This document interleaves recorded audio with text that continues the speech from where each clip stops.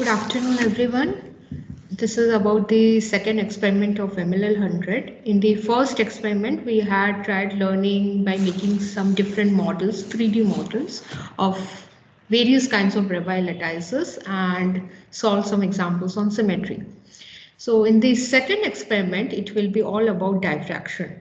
In the very first part of experiment 2 video, you have heard from two of our TA students who are working in material science and engineering department of IIT Delhi, and they have explained how to load the samples or what are the possible samples you can conduct XRD on. They have explained also different instrument parts of XRD and how it works. And this second video of experiment 2 will deal with the software Expert High Score Plus mainly, and I will try to show you how you can upload your XRD scans, which you have just seen in the previous video 1 of experiment 2, that how you can conduct the XRD, and they're using some kind of detector.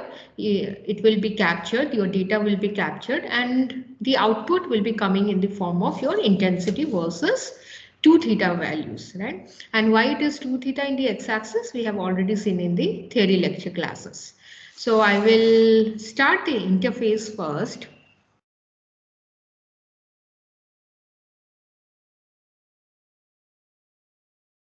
So you can see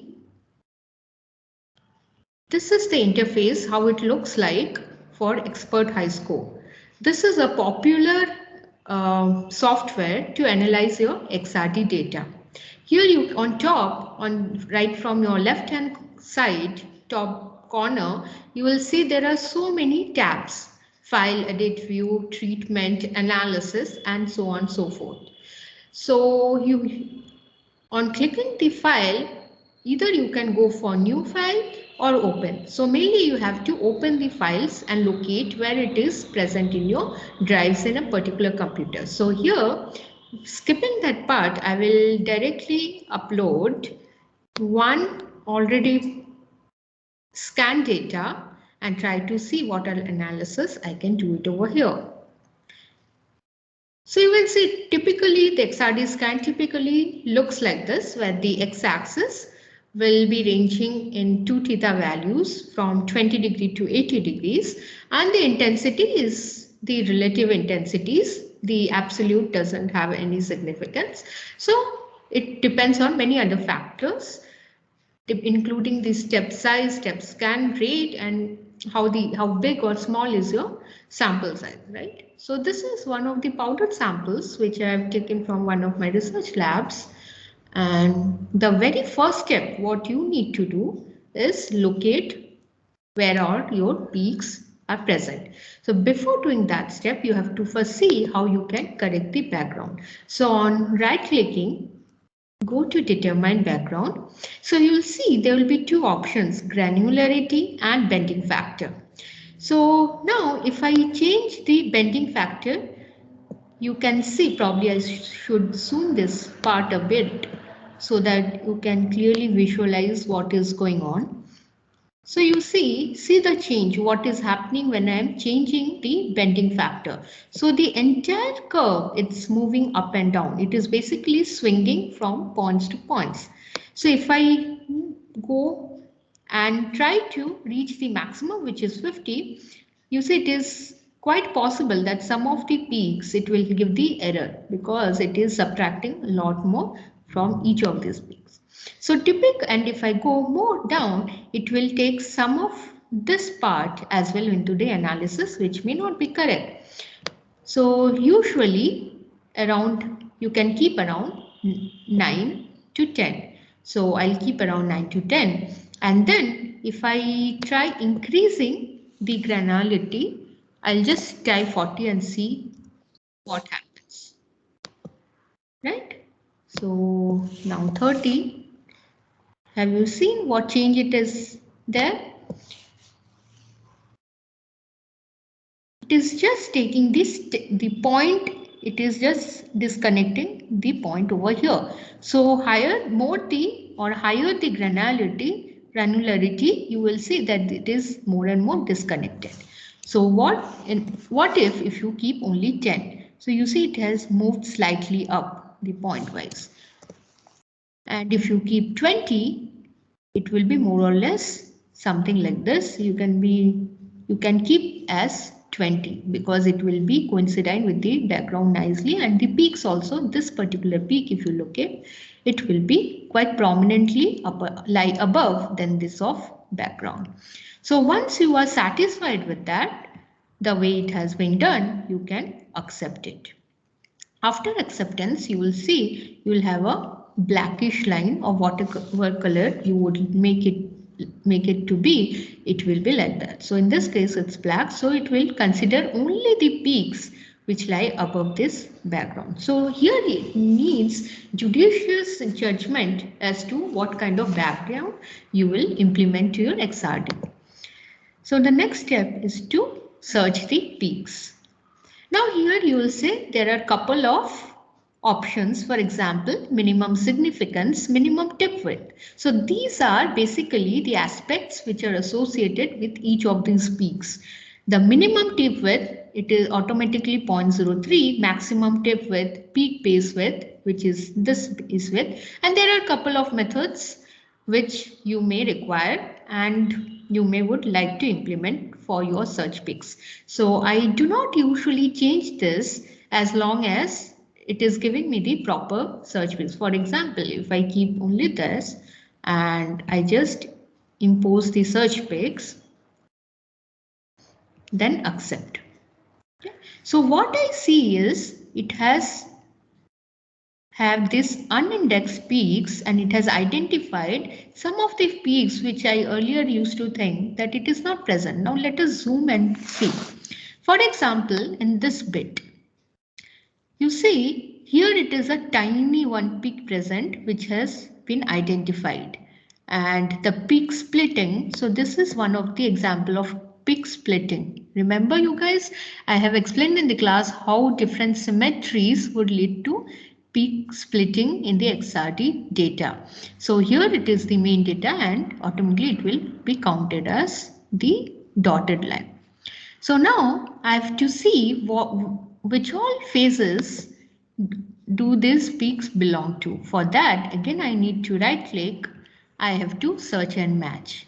And what I'll do is go to restrictions. I have to edit some restrictions, right? Because there are a lot of elements which could be possibly present.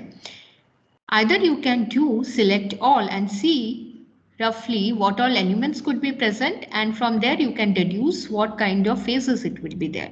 So in this case, I know I will have these two elements. If I didn't know, for example, you could, this green meaning all of these should be present, then only it will be helping in search and match. Blue meaning at least one of these could be present. None of these will be present. Of course, we don't want.